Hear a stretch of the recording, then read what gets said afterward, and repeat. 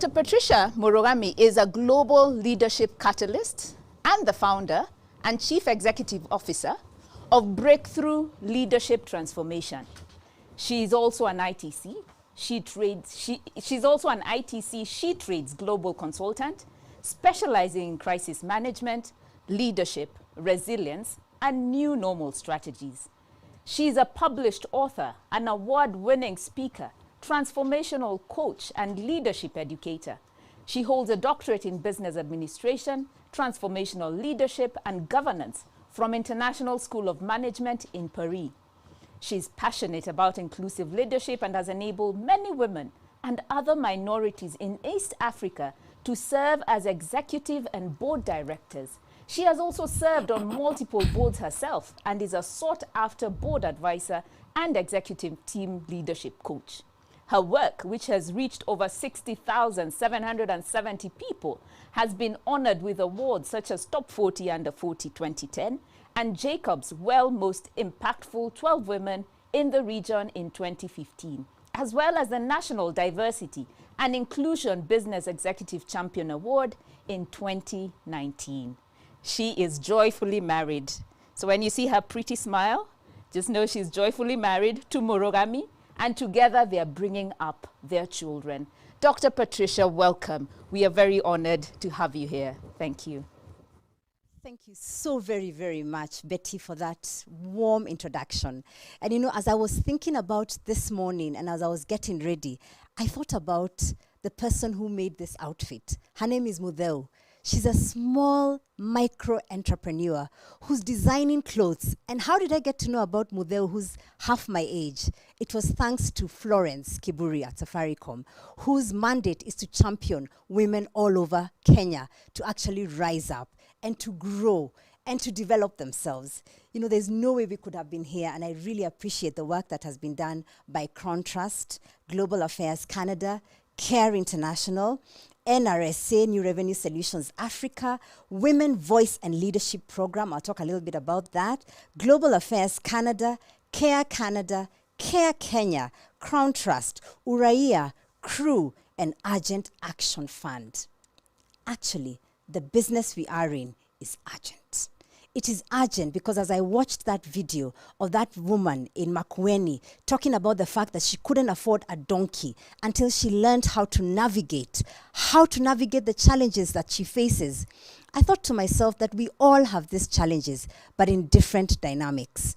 And so, as you can see on the top of my slide, you can actually see that one of the things that I have talked about and I will talk about today is that it's not about empowerment on the outside, but bringing the inner power out. I like what Betty said and the previous speakers, that there are some blockages that are ahead of us. When you look at that screen, imagine that you're that woman looking at the finishing line. And as you look at the finishing line, you're wondering, how will I get to the end? But can you see that there's a shadow behind her? And I think Kamala Harris actually got us to see that we can see the shadow of the women who are behind us, and the support, and more importantly, the courage that we have from within. I hope you can see that there's a superwoman shining right behind that image. But for her to actually become that superwoman, she needs to surmount the challenges that are in between the start and the finishing line. You can see there the ideas. She has a business that she's thinking about. She has started it off. There are problems both in the business, in the market, perhaps even at home. There's a crisis like the COVID crisis that we had and we continue to have as a pandemic. There are taxes, KRA there. Just yesterday I was talking to someone who was talking about the fact that we have to find a way to ensure that businesses are registered but are not punitive as a result of that registration. Because the minute you're in the tax regime, what happens is a lot of people in the business space and micro-entrepreneurs always feel they want to operate under the radar because of the punitive tax regime. But perhaps you have an opportunity in this year, 2021, to talk to the lobbyists, to work with the regulators, to talk about how we can ensure the environment actually enables us to get to the finishing line. And that's why we're here for the next 2 days. So as you can see on the next slide, something is happening to this woman. This woman is starting to rise. And she's rising where there's no path. If you can see it very clearly, that's water, turbulent water. And as she's rising from one step to the other, what's happening? First, she has the posture of looking forward. Even as you watch this conference and forum from wherever you are, what is your posture? Are you just slunking down, feeling that you don't have the power or the energy to engage? Are you just watching this muted and just thinking, just another forum? I hope that you can choose to be fully present, but to also have the posture of building an empire, not a hustle, not a side hustle, but an empire that will start with the work we do today and that will pass on to multiple generations. Look at that lady on that screen. She's unraveling the path, but her posture is one of moving forward. So today, in the 1, 2, 3 things you'll take away from this forum, what is your posture? Is it a posture of learning? Is it a posture that challenges yourself to say, I can become my next best self? And what's my next best self? It's looking at who I was yesterday and choosing to be a better version of who I was yesterday. You know, as you see her, the next thing is that she's been followed by her family. Perhaps that's a husband, maybe that's a colleague, and then there's children. So this speaks to the statistics that women are invisible sometimes, but in fact they're the backbone that shield and open the way, even in murky waters. So let's look at some statistics. I like what Betty said about, let me tickle you. So let me use her phrase around just looking at the dynamics.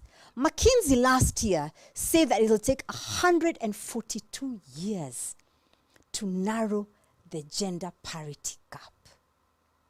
142 years. How many lifetimes do we need to think about?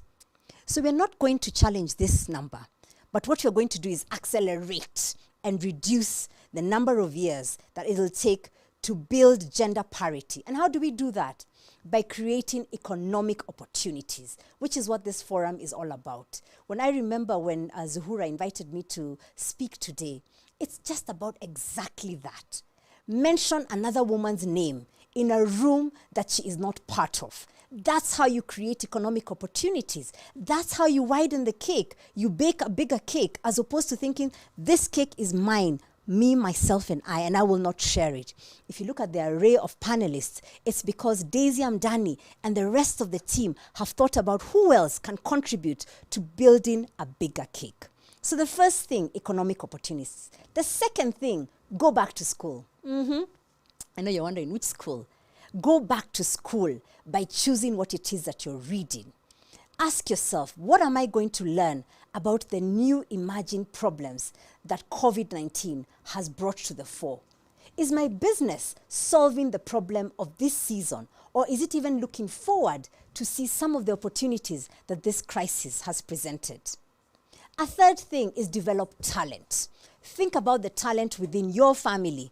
You know, this morning my daughter was telling me, Mom, you're going to speak in that Women Economic Forum? And yes, eventually it'll be Africa and then world. And I was telling her, you know, that little business you have, she's just 13. But just by trying to nurture the talent in our homes as women, with our nieces, our daughters, even our sons, because this conversation is not about us versus the men. It's about working together to create a more human and humane world. So think about the talent around you, the experiences you have. Ask yourself, how can you grow? Do you have a mentor? I suggest have a tribe of mentors, not just one mentor. One who's going to challenge you about your business. Another one will talk about the cash flows. Another one will talk about leadership. Another one will talk about how to do your tax planning. Another one will help you navigate wealth.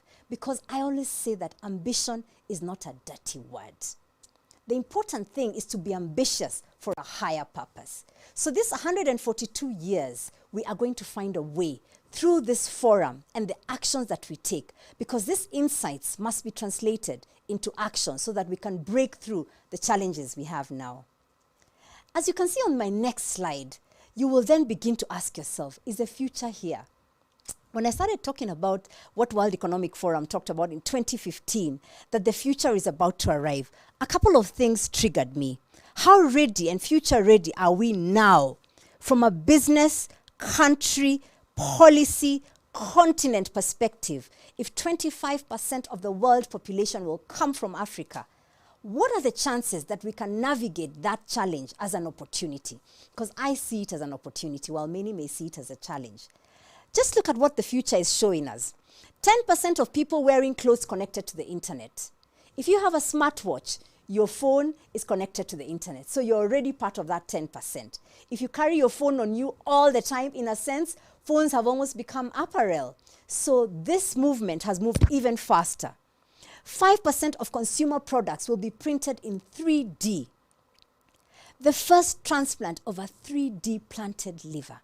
3D printed liver. Can we even fathom that? And one of my most favorite, the first AI robot on the corporate board of directors. Now, this all looks like it's very far. But as a matter of fact, just the other day, I was doing some work with a global entity. And on the panel, I remember asking them, so who's the speaker who's speaking before us? And they told me, that's Penina. And I said, who is Penina? How come she doesn't have a surname? Because Penina is a robot. And I thought to myself, wow, what am I doing today in my business as an entrepreneur to ensure that I can navigate the future, which will have robots, but will also challenge us in terms of managing how we work with robots and with human beings? I think we have an opportunity here when you look at policies to ask ourselves, what are the 3 things that we need to do? Give women the power to make decisions. But I think we must give ourselves the permission to make those decisions. I think that's where the struggle sometimes is. A second thing is control and benefit from economic gains. And a third thing is all about learn how you can unlearn the things that no longer serve you well. So let's see what it is that's holding us back. On my next slide is something that all of us are familiar with. Fear. In my experience talking to women, both at board level, women who are running micro enterprises, teenagers who are mentoring through something we've started called Woman of Substance on Telegram, fear is the cutting across theme. The fear of failure, the fear of people will laugh at me, the fear of I should have done this a long time ago. And so I want to challenge you. When you think about fear, challenge yourself to ask yourself, are you going to forget everything you know and run, which is one way of looking at fear?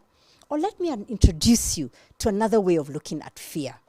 Face everything and rise.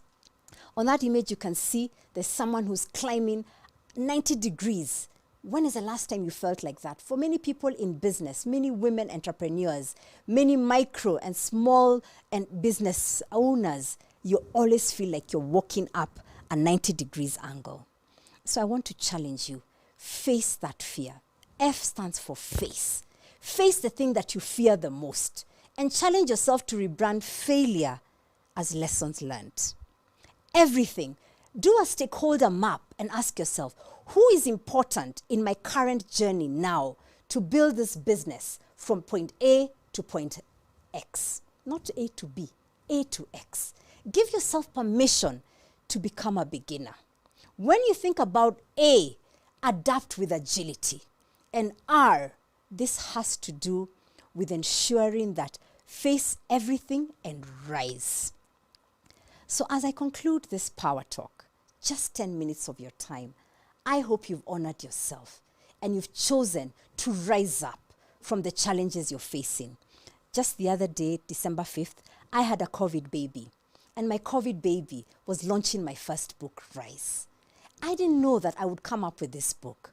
But I have found that by stretching yourself to do something you never thought you could do, it expands your brain and it allows you to start thinking of ways in which you can navigate, challenge yourself, and overcome those challenges that are holding you back. Ladies and gentlemen, from wherever you are around the world, dialing into this Women Economic Forum, the very first of its kind, I want to challenge you to face everything and rise. But I want to ensure that as women, we are nurturers. If you are going to rise, don't rise alone. As you lift your hand to choose to challenge that bias, as International Women's Day is telling us, I want you to ensure that your other hand is carrying at least 5 other women who can then ascend to the next step, and you can help them unlock whatever it is. Because you know, at the end of the day, rising without lifting others is not what we are called to do as women. We are called to nurture, to grow, and to build intergenerational businesses. I wish each and every one of you the challenge and ability to become a beginner and to face everything that you are struggling with now and rise for a higher purpose. Thank you very much.